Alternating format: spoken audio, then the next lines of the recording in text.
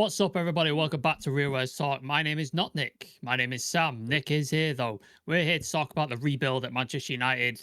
Laure Whitwell put in one of his articles the other week that we are looking for an athletic number 8, and I have tasked Shreyas and Nick to come along and give me two options for that number 8 position, much like we did for the striker position where Shreyas and Aaron came. This originally was going to be who can replace Bruno, but with Bruno now staying, it could be a potential of who's going to rotate with Bruno. Because I imagine with Cunha and Buemo, Bruno's going to play that 8 position. So maybe there's a rotation option there. Lads, before we get into it, how are we? Are we good? Yeah, trying to fill the void of not having football. So many other things like work seems to be taking over my life at the minute, and also WWE wrestling and a few other little bits. So just filling that void, as I'm sure Shreyas is with cricket. Did you win, Shreyas? Oh yeah, yesterday, after 18 years, the franchisee support won their first ever trophy, the year of firsts, Whee! as far as it is At going. least they're winning fucking Oh. something. Yeah, and yeah, been a crazy time in India so far. It's the first time a franchisee has won something and the entire country is celebrating. So did India win against Pakistan as well recently? Yeah, on a regular Yeah. basis. Yeah, exactly. So yeah, India's doing well. You just need United to do well, and then you're complete then, aren't you? You're going well there. But Yeah, I mean, next when season. it comes to franchisees, United has been a suffering this season, but franchisee cricket in India, RCB has been a blessing this season. Yeah.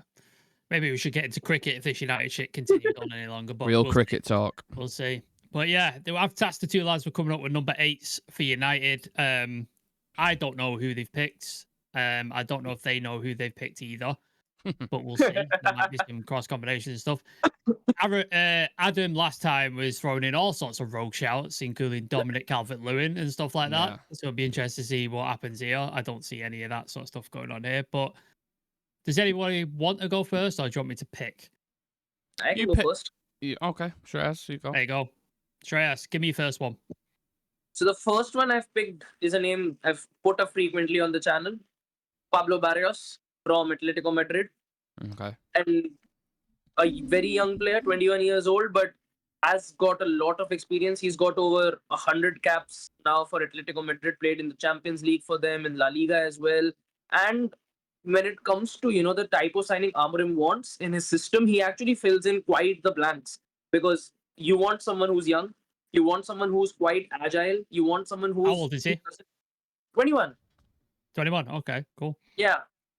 So he's someone on top of that, who's got the recovery pace, on top of that, physicality to complement the sort of system that we play and to match up with the intensity of the Premier League. And one thing that I feel is, the same pattern when it comes to a lot of Atletico players is that they're defensively quite competent because of the way Simeone plays, that sort of team. And the variants of midfields, and he plays a back 5, he plays a back 4, he plays 4-4-2 at times as well. So their midfielders are quite well rounded when it comes to their defensive capacities as well. And this season as well, in a lot of games, you could see Atleti playing that 2-man pivot, and then Alvarez as well as Griezmann progressing forward. And in those areas, he's someone like we see Ugarte is very good when it comes to putting out fires, but when it comes to ball progressing, when it comes to linking the tens or linking the wing backs with the play, that's an area he struggles with. Barrios is very good when it comes to his off the ball movement. When we've seen in a lot of games that there are spaces left behind in the midfield whenever we are trying to play balls into the box, he's someone who can anticipate those dangers, occupy those spaces, and the half spaces that get exploited on a weekly basis against us. He's a player who excels in those sort of areas. And on top of that as well, we are going to be playing with explosive wingbacks by the look of it next season. You need someone who's got the ability to play the sort of passes Ericsson does out wide with that sort of accuracy. So he's a very well-rounded and a a multi-dimensional player at a very young age. And being listed around 40-45 million, I think is still tentatively, I would say, with the age that he's coming in with, is a very safe gamble to go on. Yeah. I did have two questions for you, but you kind of answered one of them with the price point. Are Athletic going to let him go for that amount, or are they going to charge us through the roof? And does he have a good injury record? That was going to be my two questions. And I think injuries wise, he's not that much of a problem. 41 appearances this season, 35 appearances last season. In his debut season, he got around 28 Yep. appearances as well. So, and for a youngster who's just broken into that team with, the likes of Rodrigo de Paul already being there, Mm. they've had some very good midfielders in the past few seasons, Atletico Madrid, and he's racked up 100 appearances in in a matter of 3 seasons. So injuries wise as well, he's quite good. And one thing that I believe that in this system is quite important is the amount of ball recoveries you make. And he's made 131 ball recoveries in the final third in the past season. So that's an area where I think he could come in and actually do a very well decent job. Like it. I like it. I know Simeone is staying at Athletic for the foreseeable. So yeah, he's definitely going to get the best out of him going forward. Nick, did you have any sort of questions, comments on Barrios? Yeah, so there was, I don't know what game it was in the Champions League where I watched him. It might have been the quarter final, maybe. It was against Real Madrid, the quarter final, I think. Oh, it was one of the games in the Champions League stage. I think I remember watching him, and I liked certain things that I saw from him. The things that Shreyas has just touched on there. There was a couple of things where I watched him, like maybe, I don't know if Shreyas would disagree with this or not, but the creativity level be a little bit higher. Like he's decent-ish. Like if you play for Atletico Madrid, you're going to be good on the ball anyway. But maybe that can kind of level up slightly, and then a little bit lightweight in certain duels going into him, like 50-50s and stuff. But apart from that, from what I've seen of him, I mean, I've literally seen, I don't know, a handful of games, probably 3-4 games from him, being like, blunt about it. So there's not much I can critique or push about it. It's just little bits that I've seen from the player when he's played in Europe. I He's think when 21 it comes, though. Like, yeah, so he can develop that creativity. He will put on size and pack on sort of like strength and stuff like that. So I think if he was 27, then yeah, I'd be like, okay, that's a worry. But I think at 21, there's still improvements. yeah, and I think creativity is definitely there from that hybrid sort of a perspective in that double pivot. But I think right now in that midfield, we need players who are very good and technically sound on the ball. Yeah. I think, especially, with the kind of players we might be getting in, Cunha is already there, Bruno is already there, Ahmad is already there, Mbuemo might be coming in through the door as well. I think in that midfield, we'll need more players who can actually, keep hang on the ball rather than just spraying it out every single time. I think we genuinely need players who know how to take care of the ball, who know how to actually, find the right moments to link up play, find the right moments to release the ball. Because right now, in a lot of games that I've seen, we are quite hesitant or we are quite, I would say, desperate to release the ball the moment we get it. So to find those perfect moments, to find those right moments, you need composure. And I think from that composure angle, you need, the sort of cool and composed players on the ball. Absolutely. Yeah, I like it. I like it. Nick, what have you got for me? Give me your Well, first choice. I'm going into this with the lasting thoughts of Shreyas, what he's just said there about composure and having about the right player and someone who will take it under kind of a calm head. But before we get into the actual player, if we ask ourselves in a minute, what do Manchester United desperately need in the centre of the park, right? I think we can all agree.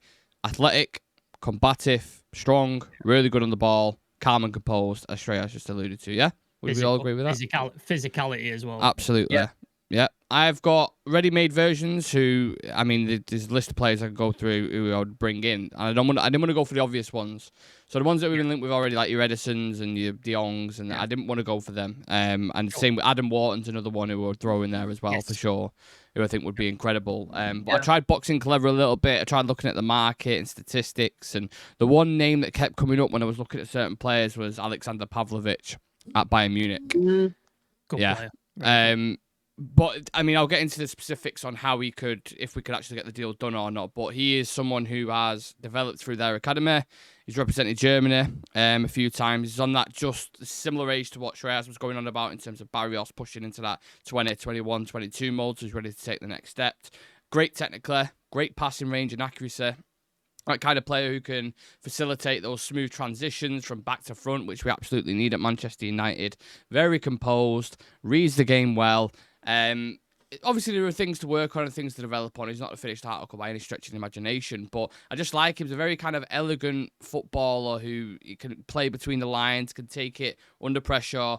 We seem to have players like, I think Shreyas mentioned it before, but like they treat the football a little bit like a hot potato. If you just got someone who's very, like Carrick, when he took the ball, it just seemed like he owned it and he wanted it. And I think Pavlovich has that kind of similar effect. Now, he obviously needs to work on certain areas in terms of experience and bits of naivety in his game, and add more going forward in terms of goal involvements, because one of the criticisms with Manuel Ugarte at the minute is he doesn't really contribute in the final third. I know he's had his moments to back heel to Bruno at Atletico Madrid, and I think he scored against Everton as well, right, on the edge of the box. But he was described as having a nosebleed in the final third, and I think maybe Pavlovich can be kind of thrown in the same boat as that. But yeah, he's probably, in terms of availability, Bayern Munich are not going to rush to sell, right? They're not desperate to get this player off the hands. He looks like a very good player for the future. But if this is someone who's craving minutes, he doesn't play every single minute, 90 minutes per game. If he's going to slot right into Man United's midfield and become a main player, there's your angle that you go in terms of negotiations, and he's valued around 45 million quid, right? So you're looking at, could be maybe a little bit on the expensive side, but long term could be a very, very smart investment. So that is the first player that I would go for, and I've gone with one experienced and then one a little bit younger, but I'll get into that a little bit later. Sure. I'm just looking at his injury record, and he's broke his collarbone, which is not a regular injury. So I wouldn't worry about that. And then he had an illness, inoculation. I don't even know what that is. Neither do I. But yeah, I assume some sort of illness. But apart from that, he seems like a pretty clean injury record. Like you said, he's only played 28 games. He's 21. So I like that. Like he's not played like a massive amount of games like a Lamine Yamal or a Kobe Mainoo who's at a very young age. Would Bayern be prepared to let him go, though? Do you think we could do that deal?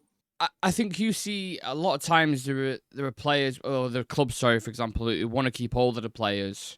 But if it's the players' initiative, if they start pushing, if you sell them a project like we have done with Embuemo and Cunha, and you tell them their role and they're going to be a really, really prominent role and an important player, and if that's what they're craving, then I think you could tempt a player with that.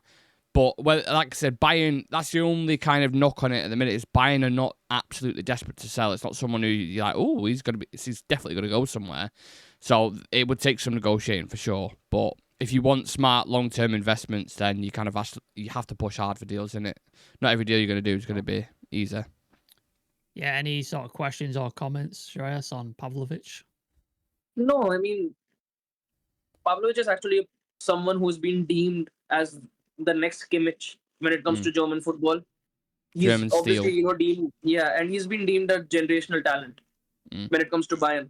The only thing is Bayern are definitely, going to charge you a premium fee if you want to get him, because even they know that this player is actually going to be something very, very huge when it comes to the coming seasons. And I think one thing that really excites me about him is, I don't remember which game was it in the Champions League, but the way he dictates the play at such a young age, with the kind of players that he's playing with. There was a moment where it was a very good opposition team, but Pavlovich and Musiala, they were just unable to actually get the ball off him, and he's very good, when it comes to making those intricate passes, the quick 1-2s, playing people into spaces, and just calming the pace of the game down. He's quite good in those roles. So I think as a player, very, very decent.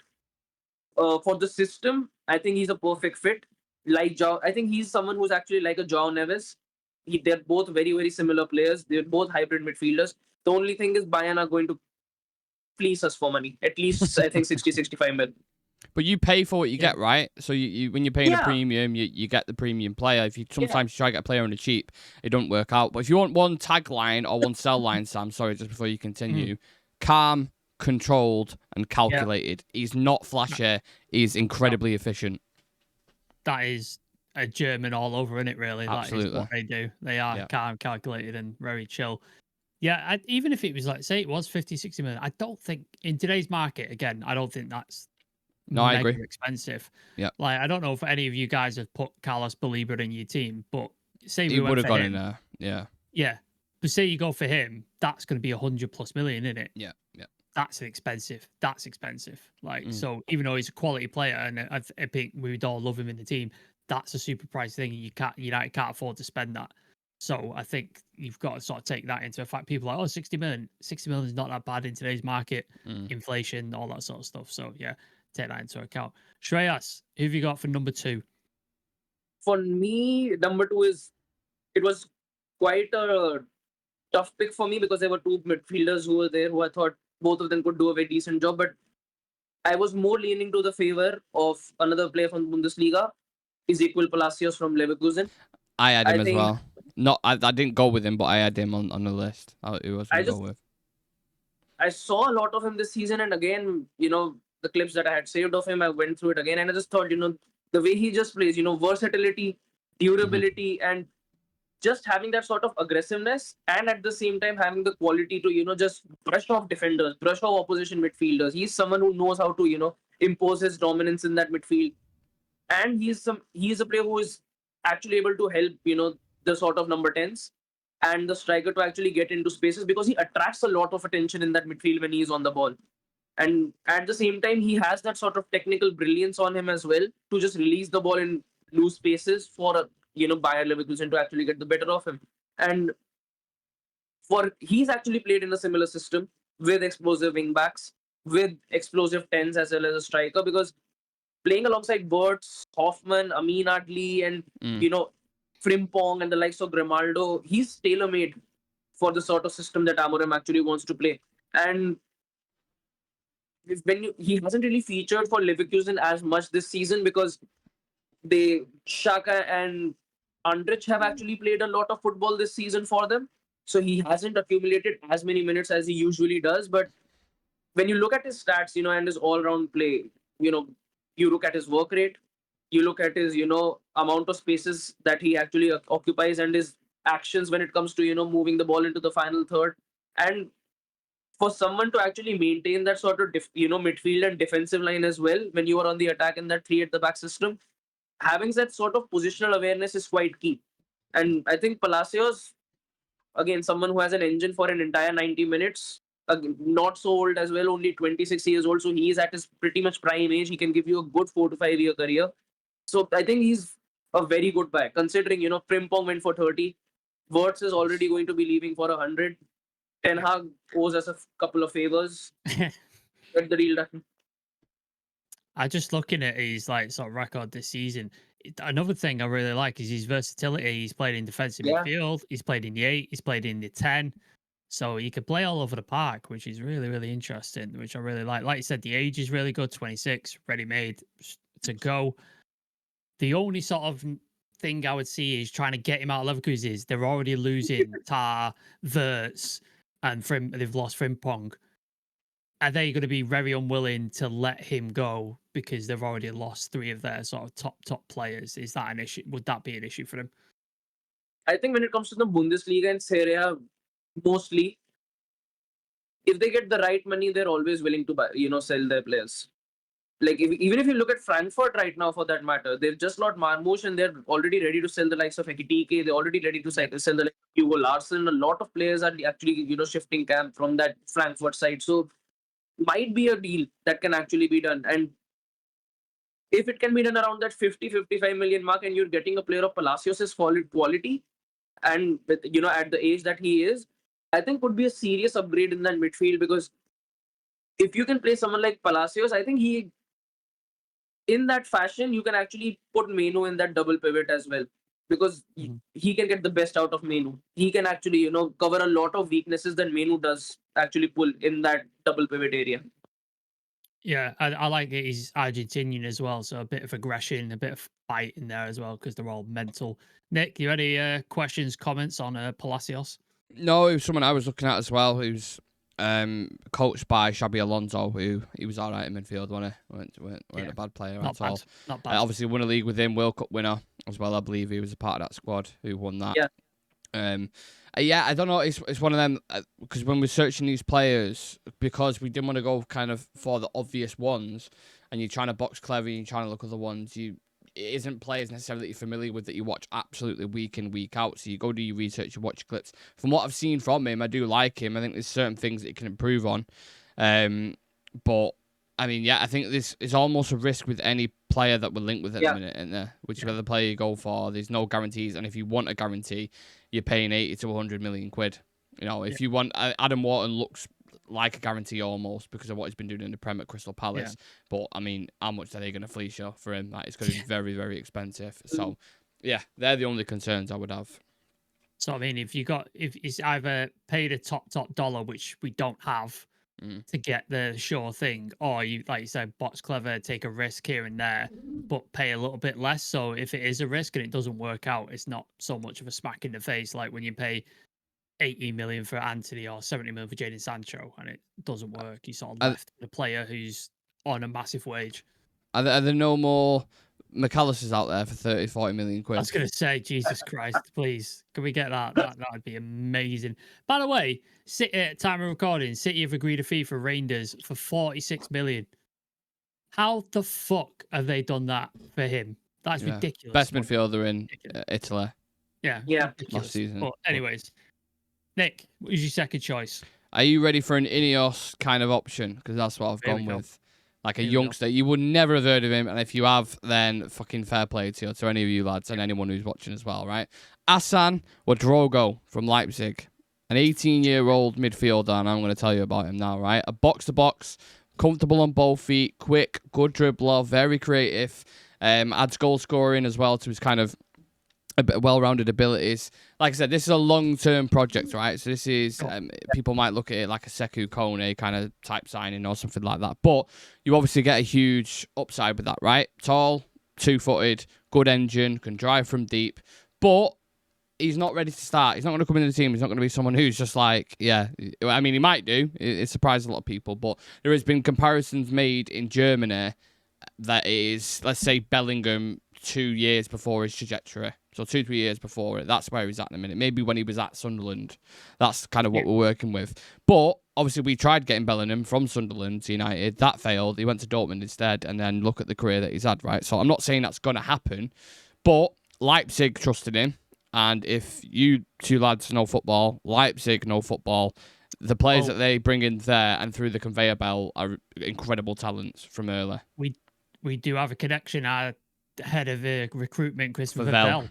He was the one who he was the one who started this stuff at Leipzig and Salzburg. So he's very well familiar with that sort of style of things. Yeah, it's just about to say that then. Vell has that connection with Leipzig as well. So yeah, I don't know. I haven't seen him linked with United ever. I've never seen the name before, but when I was looking around, if probably. If a journalist puts it out now, we're going to be on it and be like, we fucking called this. Who was it?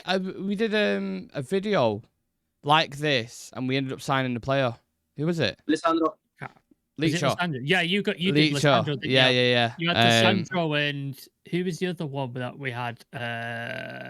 Edison Alvarez? Was that the other one? Yeah. Edison Alvarez. I think we had Anthony on that one. We had Edson. We had Lisandro. Oh, yeah. I'm with you. Yeah. Anthony. They're all in the Premier League. They all ended up in the Premier League. So Yeah. So yeah, I'm not saying this guy's going to work out like Lisandro, but if you hear the name in a few years' time, Assan Ouédraogo, you heard it here first, right? I've watched a lot of him, and he looks fucking incredible for a young kid anyway. So yeah, keep tabs on him. So yeah, he's at Leipzig. So I'm just looking at his stats. Has he been on loan or something? Yeah, so I think he started at Schalke. And then I think he got in team of the tournament for Germany in terms of the under-19s or whatever it was. Yeah. And then he moved to Leipzig for £8 million, I think. Okay. Was that recently then, I'm guessing? Yeah. This season he moved. Before that he played in the second division. Okay. So he's built his way up. Yeah, he's looking interesting. Like, he's only 19. So yeah, the he's stature definitely as well. Raw talent. Yeah, raw talent. But are Leipzig going to try and charge us a bit? Because that's what they like to do, don't they? That's what, but they like to charge money. Because I was listening to, who was I listening to? I can't remember. It might have been Joe on a paddock, but he was talking about when Vivell was at Salzburg and Leipzig.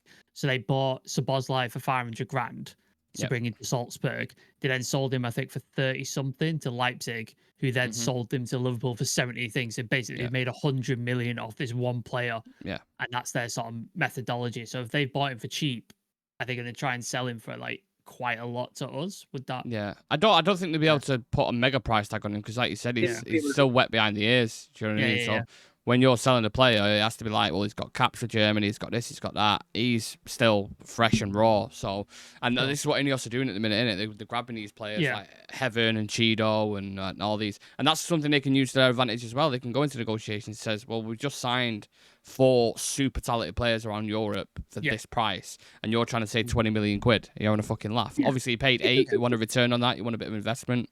No problem. We'll give you 15, 20, etc. Yeah, but we're not overpaying ridiculous money for him. Like, it's just not happening. Shreyas, any comments on him? I don't know if you know him at all, but I've never heard of him. I've heard a lot of him during his time at Schalke, because when they were coming up, even Dortmund were interested in signing this guy. A lot of interest was Bayern were interested in getting him in as well. The concern that I do have about him is that all that I've heard about him during his time at Schalke and even at Leipzig was that he's someone who fits more into that number 10. He's someone who fits more into that attacking midfielder position because he loves to, move into the box. He's very good at, his age when it comes to, moving inside the box, very smart and very decisive inside the box as well. So and for 19 years old, they've got, when it comes to Germany right now, they've got a brand factory of talent when it comes to that 10 position. Wirtz, Siala, then the list is endless if you get into it. Brandt is already there as well. There's so many players to look from, and he's someone who's been rising through the ranks. He's rated very highly, no doubt. I think even if Leipzig do charge us a lot, the max they could get out of us is 10 or 11 million. And for a 19-year-old kid, and especially, with the kind of weight that his name is definitely carrying, no, I would say not a bad buy, especially, not as an 8 or a 6, but I do know that at some point Bruno will have to be replaced, 4 years or at least 3 years down the line. And if you have this sort of a guy already at your club, that by the time Bruno is out, he can mentor him into that role, and he's he can be a like for like fit by the point, by the time that point actually comes. So could be a good buy. The only thing is, will Ineos be willing to actually make this sort of a move? Because I know this is a very Ineos sort of move, but they're going to try and do everything they possibly can to actually get Amorim the basic requirements that he does into this team, because this is his make or break season, and every signing they make, they know if it doesn't work out, their official first manager signing actually fails. So there's a lot of pressure on them. Yeah, for sure. That is their 2 choices. There you go. We're going to put this up on social media and on the YouTube and thing. You guys can vote who you would like to pick. I wanted to chuck 2 names into the hat just because I didn't know if you guys were going to mention these ones, but one of them that I came across, I was doing a bit of research, was Hayden Hackney for Middlesbrough. Been a lot of talk about him. He's coming up in a thing, obviously under Michael Carrick, who again, we know he was a fantastic midfielder, not bad at all. Had 41 appearances, 43 appearances this season for Middlesbrough. So has played pretty much every game. Could play DM, could play central midfield, could play attacking midfield. 22 years old, so he's on the cusp of sort of becoming like that next big thing. There's a lot of teams looking at him right now. Again, he's not the tallest guy, like he's 1.78 meters, so he's not the biggest guy, but he's strong, he's aggressive, he can pass. He's got 5 goals and 3 assists from a defensive midfield position this season, which is not bad at all. He's valued at 12 million euros, but I imagine if you go into Middlesbrough and you're from Man United, he's probably looking like 20 million quid, I'd imagine, maybe a little bit less. So he would be someone I would look at on the cheaper side of things. He's in a similar vein of like Chris Rigg or what's the guy from Southampton? I forget his name. The midfielder from Southampton. Diblin. Is it Southampton? Diblin, yeah. It's in that kind of vein, like young, up and coming, ready for the next step. So Hayden Hackney is one. And then I just wanted to chuck my guy in, Jordan Humland, who I'm in love with. I think he's a fantastic player, and I think he would be phenomenal in this team. Obviously played under Ruben Amorim. He's got massive experience in Champions League for Sporting. He's a captain of their like leadership, big lad, 1.85 meters, Danish. So you've got that connection there with Dorgu and Cheeto and maybe Hoyland if he stays. But he's going to cost us a fortune. I think his release clause is around about 70 million. So that is a pricey option. So maybe you can negotiate it. I don't know, but yeah, he's price option. But I think he's the perfect one for me. So yeah, I just want to chuck those names in just because I fancied a couple of them. I want to see if you mentioned them at all. Who do you think we're gonna sign? Like, so we have our options that we've gone with, and they're all clever. I would probably say clever options. Yeah. They look like good players. But who do you actually think we're gonna sign? We've not been linked with anybody, have we? There's been no That's Apart the from way. scary Edison, thing. there's genuinely Yeah. been. But I've even seen question marks on Edison as well. Like, I've watched him. I like him as a player, but I mean, question marks from media and other kind of people see if he will actually, be a star player for United. So that's not even guaranteed, and you're paying quite a bit for him as well. And I think Gasparini's just left at Atalanta as well. I think he's gone. He's Roma. gone to Roma. Mm. But Al Hilal apparently looking at Edison as well, aren't they? Because they couldn't get Bruno, so they're looking at Who were they not Edison. fucking looking at, mate? Well, Jesus. yeah, that's the point. They got the money, haven't they? So why not? Yeah. I need to see more of him. Like the bits I've seen, I do like, but I need to watch more of him to see like what he's about and stuff like that. And what were they quoting, like 50, 60 million or something for him? For Edison. To be honest, Edison, if Reinders goes for 46, oh Yeah. mate, I would have been all over that. we shouldn't be paying over 50 if Reinders goes for 46. Yeah. But that's City though, isn't it? When it's United, it's always an extra 10, 15 million, isn't We it? could actually, another player I had in mind, but was a close call between him and Palacios was Fofana at Milan. We were looking at him quite a lot before the season. Why didn't we get him at Monaco? What was he released for? It was like 15. He was on my 15 list million. when we did the thing. Yeah. I mentioned it. Yeah. And even this season, he's been a very decent player from AC Milan, and with a lot of players jumping ship, you can go in. He's still going to cost you around like just 25, 30 million. Just get the job done. Hybrid midfielder, high work rate, 25 years old.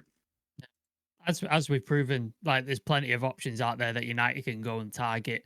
I think it might be someone we've not mentioned. They're just going to pull something out of the hat that we haven't even mentioned, and a player we've not said. I imagine it's going to be somebody like that. I've not seen any movement on Edison. So, or maybe it depends on sales. Maybe it depends how well our sales go, depending on what our budget is in terms of who we can go after. But it's certainly interesting. Have you got any bets on who they think you would go for, Nick? Like you say, it doesn't feel like they're going in as like a priority position at the moment. Yeah. It seems like and that scares me a little bit because it should be a priority position. It should be right up there. If I had money on it right now and it was gun to your head, honestly, it's hard. It is difficult. I don't know. Honestly, I think not it would be being even Edison. a single link to any other player barring Edison, and not any other midfielder at all. I've heard strikers, I've heard tens, I've heard wing backs for that matter as well. Yeah. Even centre backs or keepers, nothing on a midfielder.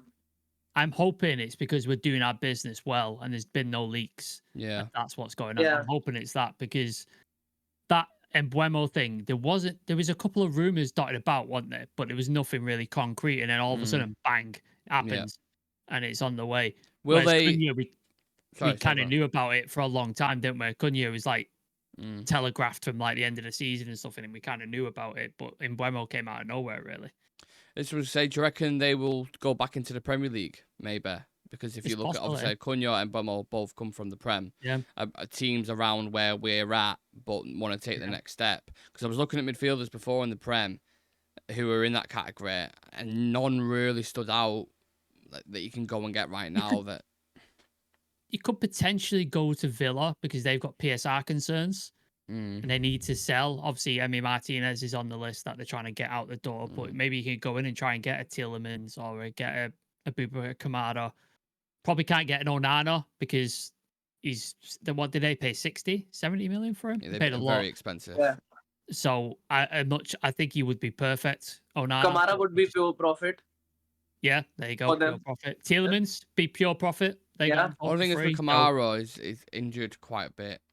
I've seen him have quite a lot of injury issues. Yeah, that's the only thing with him. But when he has played, he's been he's been good. phenomenal. As has Tielemans. I think Tielemans probably one of their players. Could have got him on a free. Yeah, exactly. So, but yeah, that's something you could look at. Look at clubs who need cash or need to sort of control their PSR concerns. Yeah. Any suggestions in the Premier League, Shreyas? What? Any suggestions of midfielders in the Premier League you think United should go for?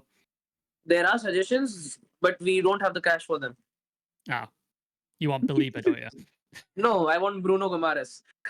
Yeah. Oh, Jesus Christ, mate. Fucking hell. But surely around the world there must be another An Bruno. 'Cause equivalent, yeah, like they For got sure, him from for Leon, sure. didn't they, for 40 million quid, I think it was.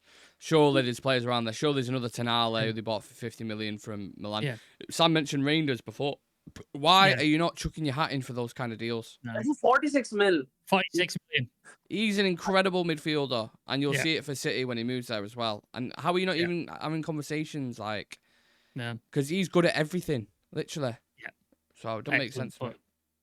But yeah, that is our Manchester United midfield rebuild. Who should be our next number 8? Give us who you think we should sign in the comments, and be realistic. Don't put in stupid suggestions like I don't Zidane. know. Yeah, Zidane 100 midfielder. De Jong. Yeah, just things like that. So yeah, give us some realistic suggestions. We'd love to hear it. We're gonna put the vote out on social media, so please do come follow us over there on Instagram, TikTok, Twitter. I keep wanting to say X, but Just Twitter, say Twitter. same thing. I don't feel right. Blue Sky. We're over there, and then we'll put it up on the YouTube community page as well. Thank you, Shreyas, for joining me. Thank you, Nick, for joining me. You're welcome. We will be back tomorrow with some sort. Oh, we're back tomorrow with Muppeteers. James from the Muppeteers will be on tomorrow. So me and Nick were saying, so do not miss that, because James has been spot on with so much shit so far, and we're going to try and get some nuggets of information out of him as well. So please do come check that out tomorrow. Is it going to be a daytime show, news show tomorrow, Nick, or probably not? Well, how the transfer window's going at the minute, probably, yeah, I'd say. Right. Been mad busy on it, so we we'll might see. never No, Mbuemo Bliss by tomorrow. Yeah, There you go. There you probably. go. Maybe there might be a show tomorrow, but yeah, check that out. We'll see you all tomorrow. Thank you for joining us. Thank you for watching. Peace.